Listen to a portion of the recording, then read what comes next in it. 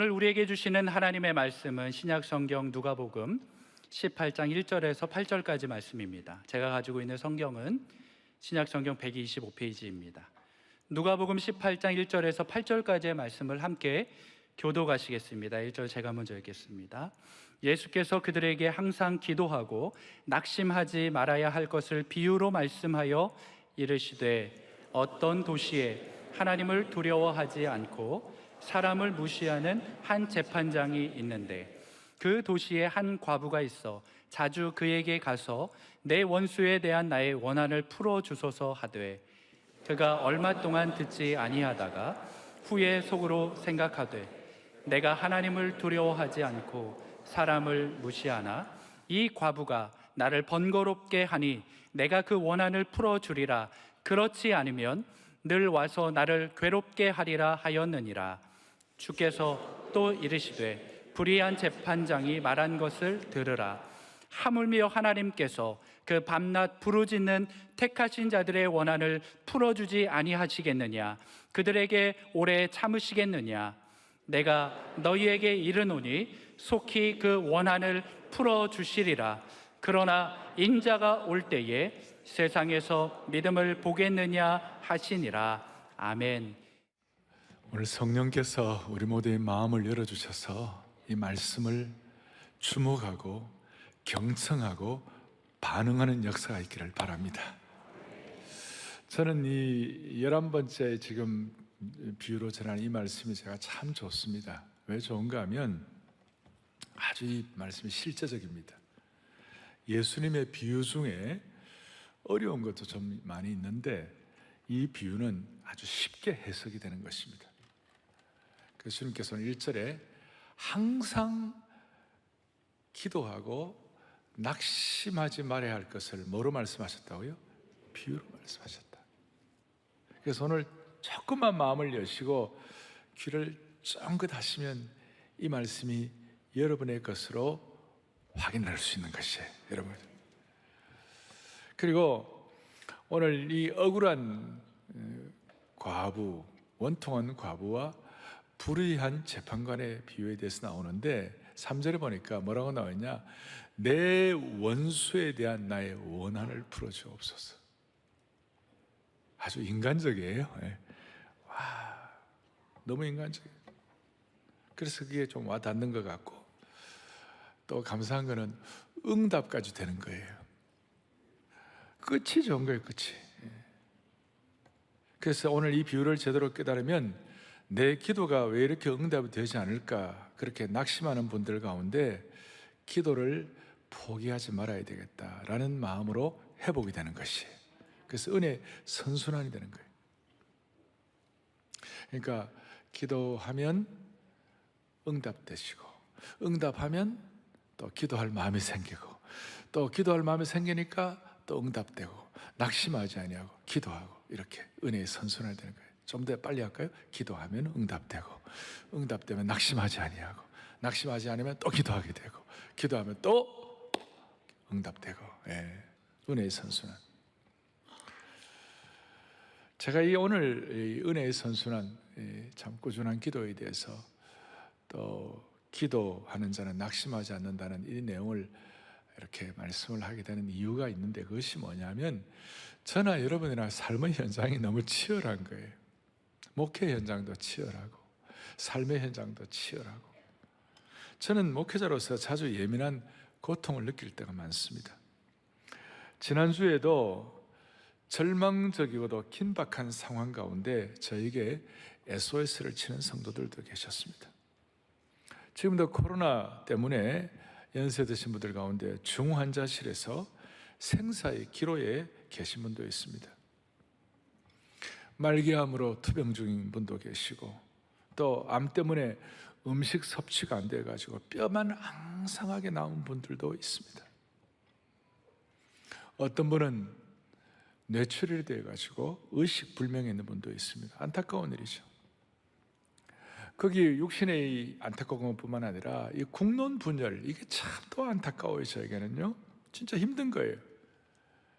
제가 서울에 부임하고 난 다음 지난 19년간 거의 20년을 계속 이 국론 분열은 상황이 좋지가 않아요. 서로 진영끼리 날카롭게 대립해가지고 극렬한 적대 감정이 있는 걸 보면서 마음이 아프고 참 그래요. 사람이 어떤 이슈가 있으면 그 이슈만 갖고 얘기하면 되는데 그 이슈가 안 맞다고 해서 인격 살인을 하는 거예요.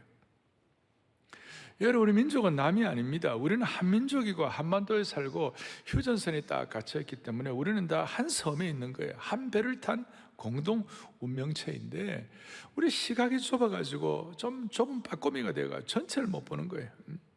자꾸 이렇게 막 서로 갈등하고 막 싸우고 그러는 거예요. 전 어릴 때 사형제였는데, 제가 장남이고 아들만 사형제였는데 서로 티격태격하고 뭐 남자들끼리 가면 레슬링하고 싸우고 그러면 부친이 와가지고 다 이리 와, 다 이리 와. 그러고 다 함께 성경 편다 하고 성경 딱 펼쳤어요. 그때 펼쳐주는 성경이 갈라디아서 5장 15절이었어요. 만일 서로 물고 먹으면 피차 멸망할까 조심하라. 피차 멸망할까 조심하라. 손들어. 손들어. 여러분, 삶이란 문제의 연속입니다. 이 말은 모든 인생은 삶에서 풀어야 할 다 난제들이 있다는 것이, 이 삶이 얼마나 치열한가에 대해서 욥기 14장 1절에 뭐라고 나와 있느냐?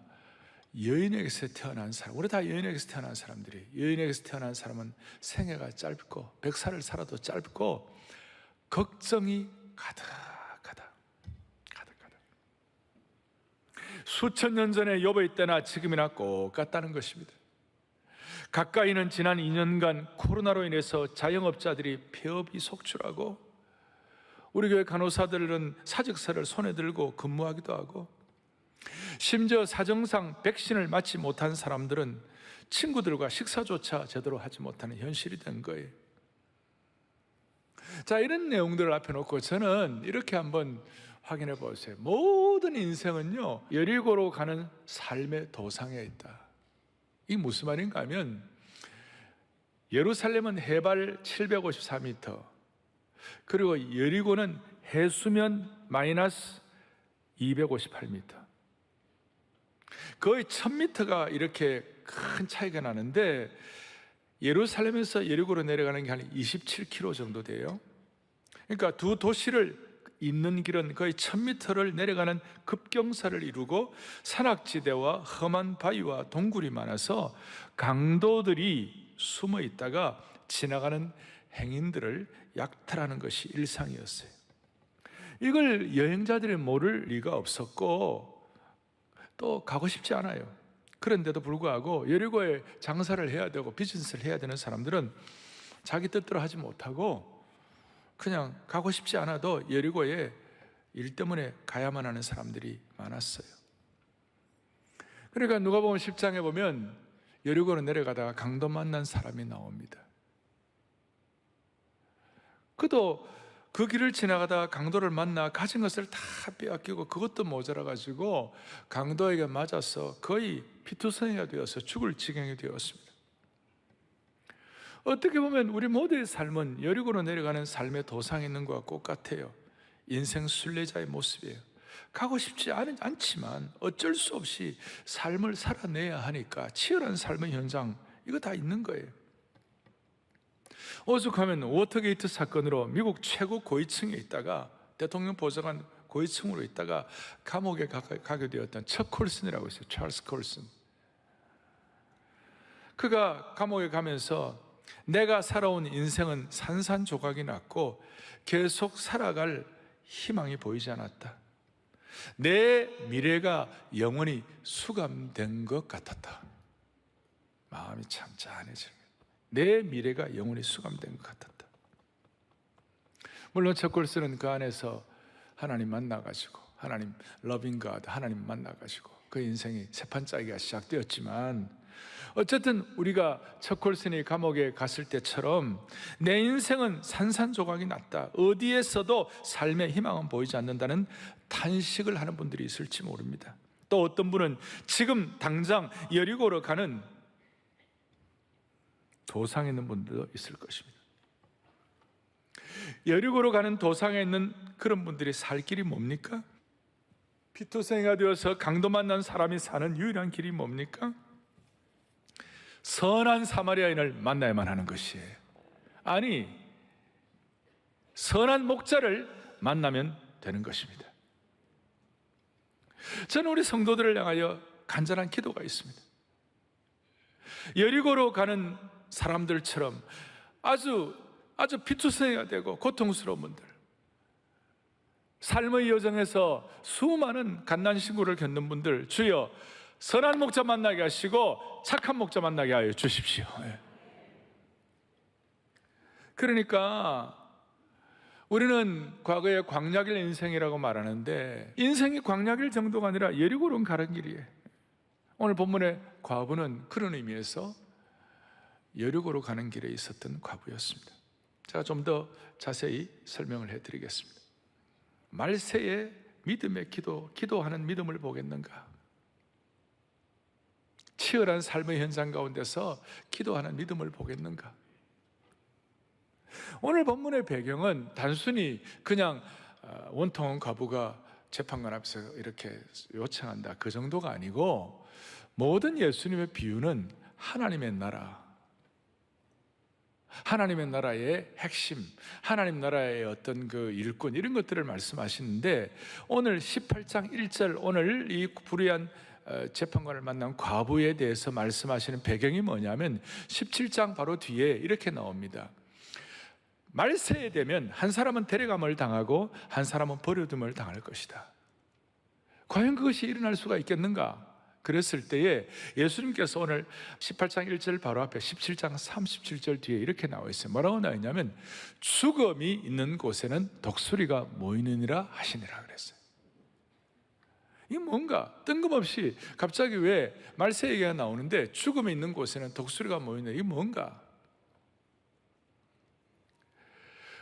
주님께서는 오늘 누가복음 18장에 이 원통하게 짝이 없는 일을 당해가지고 하나님 앞에 기도하는, 또 불의한 재판관에게 문제를 풀어달라고 간절히 사모하는 이 안타까운 과부의 비유를 말씀하시는 배경은 뭐냐면, 죽음이 있는 곳에 독수리가 모이는 것처럼, 여러분, 죽음은 시체입니다.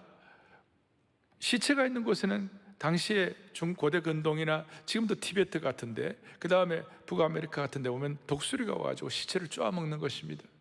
그러니까 죽음이 있는 곳에는 반드시 독수리가 나온다. 티베트 같은 데는 지금 조장, 천장 그런 거 하잖아요. 그러니까 반드시 죽음 있는 곳에는 독수리가 와가지고 그걸 쪼아먹는 거예요. 그런 것처럼 말세지말 예수님의 재림, 마지막 심판은 확실하다, 그거였어요. 그러니까 억울한 일을 당해가지고 주님 앞에 간절히 기도하는 그 기도는 그냥 되는 것이 아니라, 인간의 궁극적인 종말, 예수님의 마지막 재림을 철저히 믿고 확신하는 사람이 이런 기도를 할 수 있다, 이것이에요. 꾸준한 기도, 끝까지 기도, 쉬지 않는 기도는 어떤 사람이 하는 건가? 하나님의 궁극적인 심판과 종말론적인 구원에 대해서 눈이 열려있는 사람들이 기도할 수 있다는 것입니다. 죽음에 있는 시체가 있는 곳에 독수리가 모이는 것처럼 주님은 확실히 재림하는데, 이걸 믿는 종말론적인 신앙이 있을 때에 원통한 일을 당했을 때 간절한 마음으로 끝까지, 그래서 예수님의 재림을 준비하는 성도는 끝까지 기도할 수가 있습니다. 자, 오늘 이 과부의 얘기를 잘 아시는데 3절에 다시 한번 뭐라고 되어 있습니까? 나의 원한을 풀어주십시오. 한 도시에 과부가 있는데 나의 원한이 뭘까요?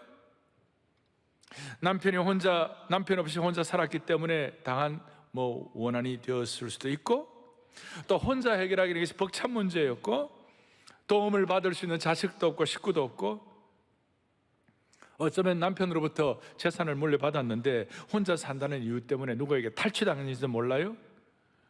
또 감당할 수 없는 인격적인 모독이나 차별이나 물리적인 위협을 당했을지도 모릅니다. 그래서 너무 억울해가지고 재판장을 찾아갔습니다. 보호받지 못하니까 재판장을 찾아갔어요. 근데 재판장은 보니까 너무 원한을 풀어줄 수 없어서 재판을 찾아갔는데 4절에 보니까 뭐라고 되어 있는데, 그 재판장은 내가 하나님을 두려워하지도 않고 사람을 무시하는 아주 매몰찬 인간이고, 어떻게 보면 이 못돼 먹은 재판장이 하나님도 두려워하지 않고 사람도 무시하니 전형적인 불의한 재판관을 만났습니다. 요즘 같으면 이런 사람이 있으면 재판 깊이라도 할 터인데 그런 제도도 없으니까 눈 하나 깜짝 안 하고 말을 안 들어요. 일주일에 한 번 갔는데 말을 안 들어주는 거예요. 그러니 원한이 있는 과부가 아이고야 이제 나는 끝이다라고 포기한 것이 아니고 일주일에 한 번 가다가 이틀에 한 번 갔어요. 이틀에 한 번 가도 꼼짝도 안 하니까 하루에 한 번 갔어요. 하루에 한 번 가도 꼼짝도 안 하고 무시하니까 아침 저녁으로 갔어요. 아침 저녁으로 가도 꼼짝도 안 하고 무시하니까 재판장의 집 앞에 가갖고 텐트를 쳤어요. 그 앞에 텐트 치고 불쌍한 과부 얘기 좀 들어달라고. 물러나라 재판장, 그렇게 하지 아니하고 불쌍한 과부에 제발 좀 나를 도와달라고. 할 수 있는 그것밖에 없으니까. 여리고 도상에서 강도를 맞는데 할 수 있는 게 뭐가 있게? 빨가벗겨지고 피투성이가 됐는데 누가 나타나서 도와줘야 되는 것밖에 없어요. 그런데 그렇게 간절하게 아침 저녁으로 날마다 그 앞에 텐트 치고 이렇게 간절히 메어 달리니까 5절에 보니까 뭐라고 나와 있습니까? 이 과부가 나를 번거롭게 한다. 두 가지, 이 재판장이 나를 번거롭게 한다. 두 번째, 나를 괴롭게 한다. 번거롭게 한다는 헬라어를 보니까 커포온이라는 보니까 나를 때린다. 괴롭게 한다는 말은 내 눈덩이를 때려가지고 멍들게 한다, 그 뜻이. 아마 그가 그렇게 재판장이 그렇게 느껴졌던가 봐요. 그래서 불쌍해서가 아니라 자신이 귀찮아서 과부의 그 원한을 들어준 겁니다. 자, 이 내용을 가지고 주님께서 갑자기 6절 7절에 벼락같이 도전을 하시는 거예요. 불의한 재판장이 말한 것을 들으라. 하물며 하나님께서 그 밤낮 부르짖는 택하신 자들의 원한을 풀어주지 아니하시겠느냐? 그들에게 오래 참으시겠느냐? 택하신 자들의 원한을 풀어주지 아니하시겠느냐? 그들에게 오래 참으시겠느냐? 아멘. 아멘. 다시 한번, 이 불의한 재판장도 귀찮아서라도 들어주는데 하물며 너희 하나님 천부 선한 목자 되신 하나님께서 그 택하신 자들의 원한을 풀어주지 아니하시겠느냐? 오래 참으시겠느냐? 근데 큰 문제가 생겼어요. 8절 뒤에 그러나 인자가 올 때에 세상에서 믿음을 보겠느냐? 이런 비유를 우리는 아멘 그러고 다 합니다만은 여기에 인자가 올 때라 말은 다시 한번 아까 종말론적 입장에서 주님 재림하신다는 걸 믿는 사람의 입장에서, 아니면 내 인생의 주님 앞에 서는 심판대 앞에 선다는 것을 확실히 믿는 사람의 입장에서 그 상황 가운데서 믿음을 보겠느냐?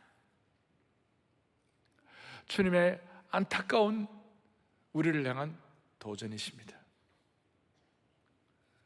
제가 조금 구체적으로 보니까 인자가 올 때에 기도하는 사람을 보겠느냐 그렇게 말씀하지 않으시고 인자가 올 때에 믿음을 보겠느냐. 그 이유는 기도는 믿음의 표현입니다. 그리고 기도와 믿음은 같이 가는 것입니다. 진정한 기도는 응답을 주저하시는 하나님께 때를 쓰거나 구슬리는 것이 아니에요. 기도는 믿음인 것입니다. 기도가 믿음이라는 말은 불평 대신에 감사하는 것이고, 기도가 믿음이라는 말은 인간이 노력하는 대신에 신뢰하는 것입니다. 주님을 신뢰하니까 믿고 기도하게 되는 겁니다. 어떤 뜻입니까? 우리는 여리고 도상에 간다고 그랬습니다. 우리는 치열한 삶의 현장을 경험합니다. 치열한 목회 현장을 경험합니다. 대부분 고통당하면 좌절하고 절망하지요. 우리 주위에 부정적인 화살들을 쏘아대는 불신앙의 환경들, 불신앙의 생태계가 있습니다. SNS, 요즘 이런 거 가운데서 고통당하고 이럴 때 어떻게 해야 합니까? 우리는 하나님의 심판을 믿고 주님의 재림을 믿고 궁극적인 종말을 통한 구원의 사건을 믿고 우리의 원통함을 주님께 아뢰야만 되는 것이에요. 그래서 이게 너무 중요하기 때문에 유다서 1장 20절에 믿음과 기도에 관해서 사랑하는 자들아 너희는, 우리 크게 한번 보십시다. 너희는 너희의 지극히 거룩한 믿음 위에 자신을 세우며 성령으로 기도하며. 무슨 뜻입니까? 성령으로 지속적인 기도를 하려면 반드시 우리가 믿음 위에 서 있을 때만 가능하다, 그 말이에요. 우리가 믿음 위에 서 있어야 기도할 수가 있다, 그 말이에요. 그래서 믿음은 내적인 표현이고 기도는 내적 표현의 자연스러운 결과라고 말할 수 있습니다. 그래서 이 과부는 재판 시스템을 믿은 것이 아니라 사실은 하나님을 믿고 기도하는 것이라고 말할 수가 있는 겁니다. 그런데도 불구하고 인자가 올 때에 믿음을 보겠는가? 온통 이 사회가 우리가 다 여러고로 내려가는데 이런 환경이 많은데, 특별히 그리스도인들이, 여러분, 우리가 주님께 이 과부처럼 원통함을 풀면서 기도하면 무슨 일이 벌어지는가? 능력을 받습니다. 응답을 받습니다. 무슨 뜻이냐? 사람은요, 마음에 원한이 있으면 이 원한을 풀지 않으면 그 원한이 쓴뿌리가 되고 독이 되고 오염이 되는 겁니다. 제 얘기가 아니고 히브리서 12장 15절에 너희는, 같이 한번 보죠. 너희는 하나님의 은혜에 이르지 못하는 자가 없도록 하고 또 쓴뿌리가 나서 괴롭게 하여 많은 사람이 이로 말미암아 더럽게 되지 않도록 하라. 사람마다 다 어려운 일을 당하고 여리고 도상에 어려움을 당하고 광야 정도가 아니라 여리고 도상에서 수많은 치열한 삶의 현상 가운데서 원통함도 있고 원한이 있는데, 이걸 믿음의 기도로 풀지 않으면, 믿음의 기도로 풀면 능력이 되는데 믿음의 기도로 풀지 않으면 이게 쓴뿌리가 되어가지고 이게 독이 되어서 사탄의 놀이터가 되는 것이에요. 사랑의 교회 모든 성도들은 아픔이나 어려움이 우리에게 쓴뿌리가 되지 아니하고 능력으로 바뀌는 믿음의 기도의 현장을 체험하기를 바라는 것이에요. 사탄의 놀이터가 되어가지고 원한과 쓴뿌리가 되면 자기만 괴롭히는 것이 아니라 남들도 죽이는 것이에요. 여러분들과 저는 원한이 있고 원통이 있어도 치열한 삶의 현장 가운데 이걸 주님께 들고 나가가지고 기도하고 응답받음으로 말미암아 우리가 남을 성공시키는 축복이 있기를 바라는 것이에요. 그래서 우리 속에는 어떻게 보면, 크게 보면, 영적으로 보면 원한을 가진 원통한 과부의 삶도 있고, 그게 해결되지 않으면 우리에게는 재판관의 마음이 있는 것이에요. 그게 해결되지 않으면 오늘날 한국 사회를 보십시오. 이 사회가 쓴뿌리가 되어가지고 독을 품어가지고 수많은 아픔들을 막 토해내고 그 아픔들을 그냥 재판관이 되어가지고 심판하고 재판하고 난리를 치니까 이 사회가 이렇게 어려운 것이.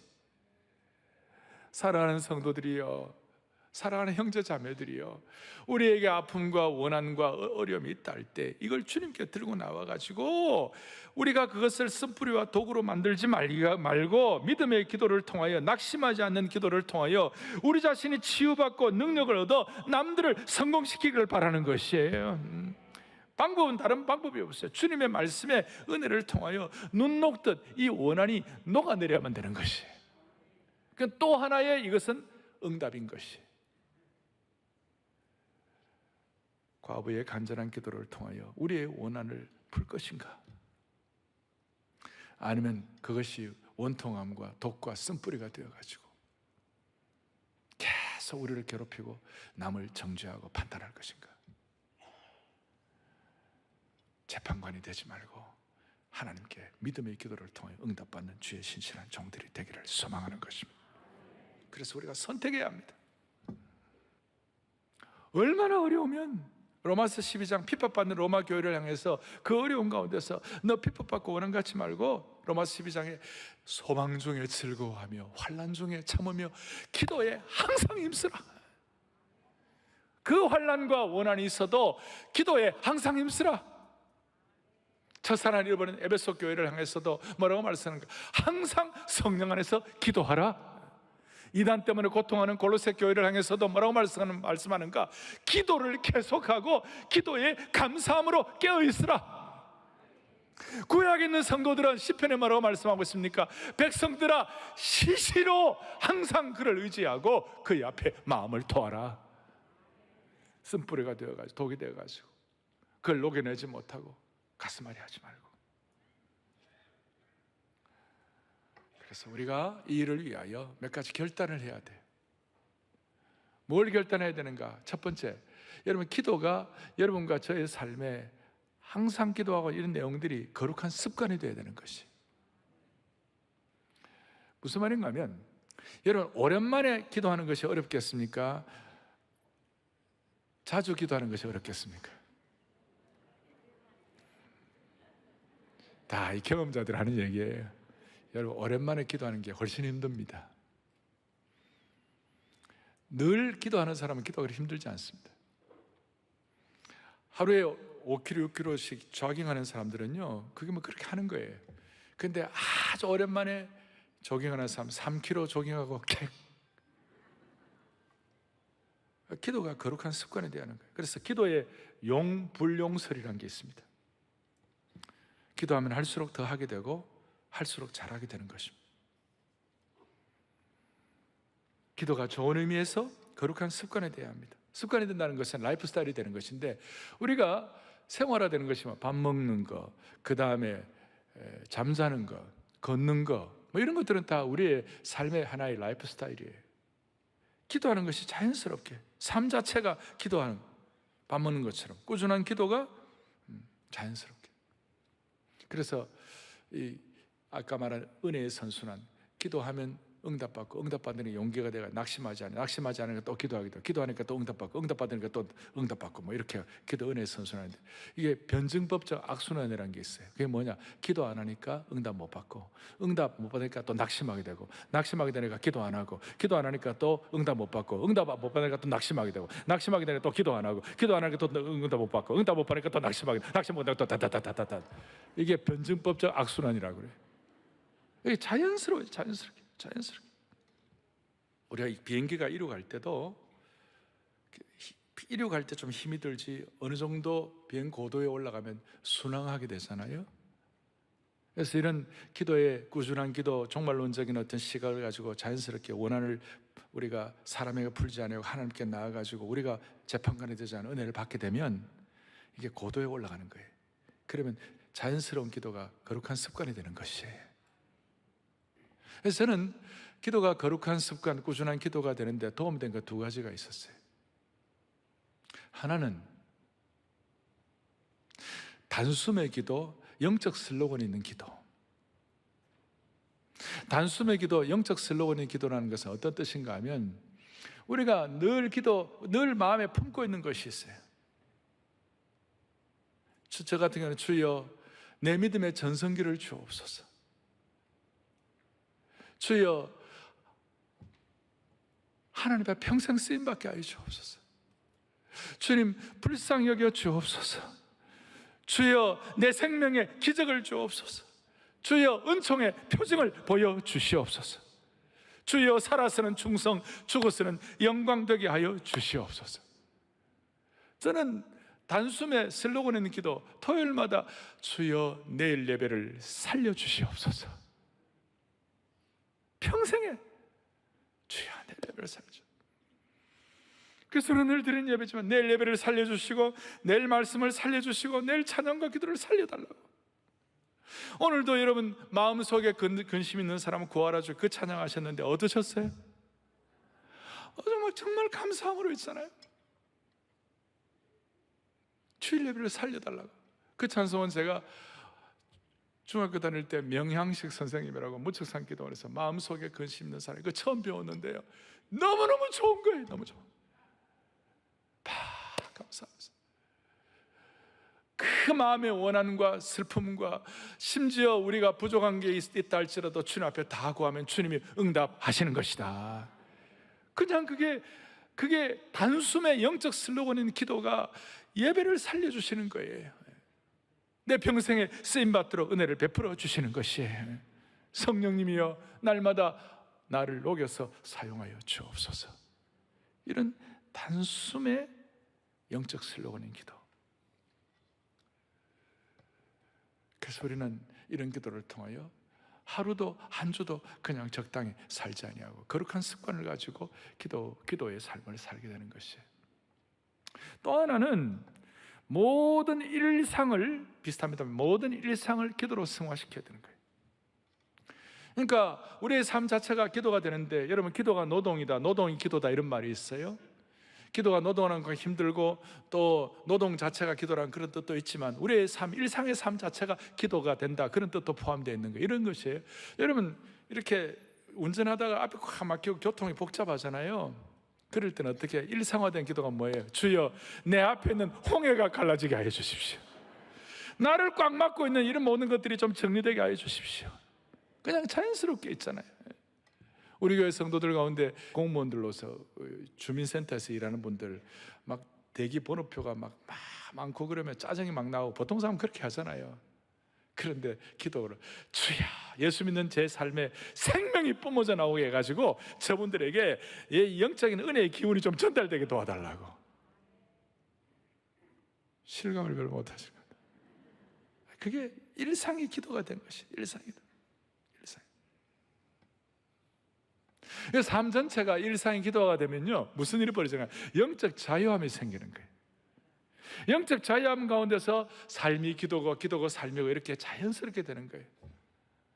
저는 초등학교 5학년 때부터 한 6, 7년을 제가 교회 반주를 했어요.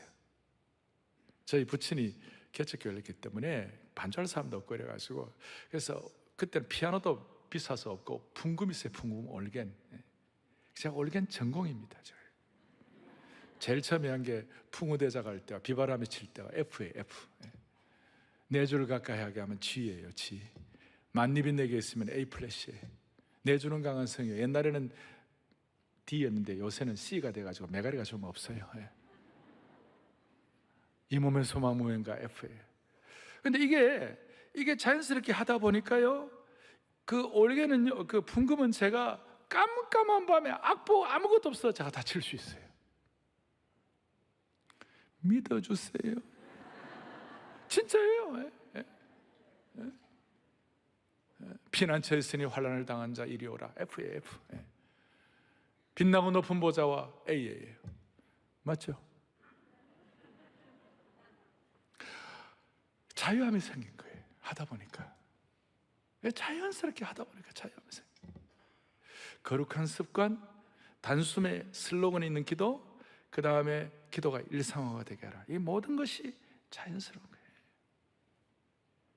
지금도 중보기도팀이 오늘 이 예배를 위하여 몇십 명이 지금 하나님 앞에 기도하고 있어요. 그리고 정오기도회가 왜 소중한가 하면 12시 되면 이 기도가 좀 자연스럽게 될 수 있도록, 일상화가 될 수 있도록 그렇게 지금 하고 있는 거예요. 2년간 계속하고 있는 거예요, 지금. 자, 결론을 내리면, 왜 하나님은 이 원통한 일을, 원한의 일을 이렇게 우리에게 당하게 하시고, 생태계가 어렵고 또 우리의 삶에 치열한 삶의 현장을 통하여 왜 이렇게 하시는가? 왜 이렇게 기도하게 하시는가? 어떨 때는 바로 응답도 안 하시고 왜 계속 기도하게 하시는가? 그 이유가 뭔지 압니까? 두 가지 이유가 있는데, 첫째는 주님의 계획과 목적, 원대한 그림을 더 잘 이해하기 위해요. 이런 기도를 통하여 주님의 심정을 더 잘 깨닫게 하시는 거예요. 이런 기도를 통하여 주님을 더 신뢰하게 되고 주님을 더 알게 되는 거예요. 두 번째로는 주님과 더 깊은 교제를 위하여, 하나님의 원대한 그림을 깨닫게 되고, 오랜 기도를 통하여, 원한의 기도를 통하여 하나님의 목적을 이해하게 되고 하나님과 더 깊은 교제를 하게 되는 줄로 믿습니다. 만약에 여러분 서로 대화를 하지 않는 부부가 있다면 그건 죽은 관계예요. 교제가 없다면 죽은 관계. 방 따로 쓰고 그 다음에 뭐 이제 대화하지 않고 이러면 뻔합니다. 황혼 이혼을 할까 말까 고민하게 될 거예요. 대화가 없고 교제가 없는데 그나마 한때 존재했던 사랑마저 사라질 것입니다. 살아있는 관계는 대화와 교제가 필수인 것이. 부부는 서로의 감정을 표현하고 대화를 통하여 살아있고 서로 열매를 맺고 활기가 넘치는 것이, 그게 영적 교제예요. 마찬가지로 우리가 꾸준한 일상의 기도를 통하여 주님과의 축복된 깊은 교제를 회복하는 줄로 확신합니다. 또 이 말 듣고 집에 가갖고 아내가 남편 보고 부부싸움 하면 안 돼요. 그거 봐, 목사님이 부부가 대화하라고 그랬잖아. 그런데 왜 당신 대화 안 하는 거야? 그렇게 하지 말고 과부처럼 하나님께 기도하시기 바랍니다. 제가 너무 고차원적인 얘기를 내가 알아들으신지 모르겠어요. 이런 의미에서 여리고 도상에서 걸어가는 우리 모두의 삶에 많은 힘든 일들 때문에 주님 앞에 꾸준한 기도를 한다면 결국은 그 하는 것 자체가 축복인 줄로 믿으셔야 되는 것이에요. 주님의 더 깊은 심정을 깨닫게 되고 하나님 나라 전체의 원대한 계획을 이해하게 되고 무엇보다도 주님과의 깊은 교제가 있게 되는 것입니다. 오늘 이 마음을 가지고 마음속에 근심 있는 사람 주님 앞에 다 고할 수 있도록 은혜를 주시기를 바랍니다. 마음속에 근심 있는 사람 한번 할까요? 365장. 마음속에 근심 있는 사람 주 예수 앞에 달려라. 슬픈 마음 있을 때에라도 주 2절 눈물 나며 깊은 한숨 쉴 때 눈물 나며 깊은 한숨 쉴 때 주 예수 앞에 찬양됐다. 말에 능력 있습니다.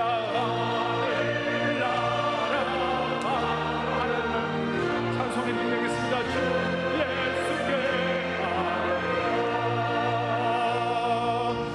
주 예수 앞에 달려라.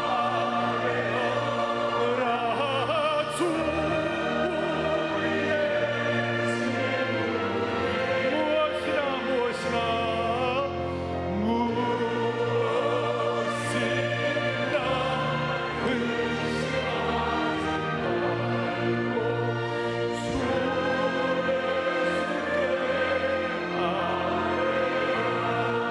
무엇이나 근심하지 말고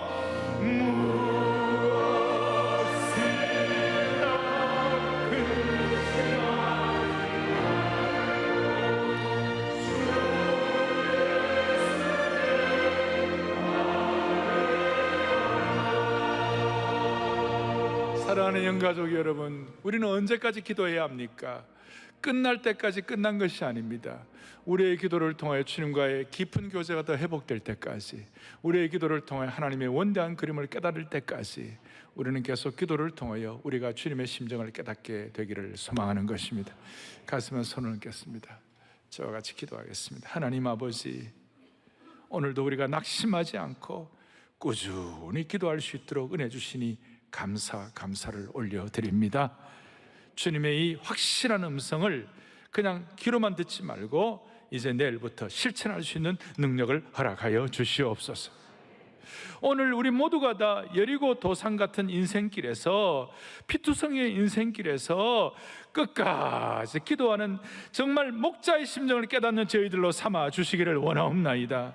가슴에 손을 얹었습니다. 주님, 우리의 이 원한 같은 이 기도의 제목을 주님께 응답받음으로 말미암아 능력을 받게 하여 주셔서 우리 주위의 수많은 상처들과 쓴뿌리들을 치유하게 하여 주시옵소서.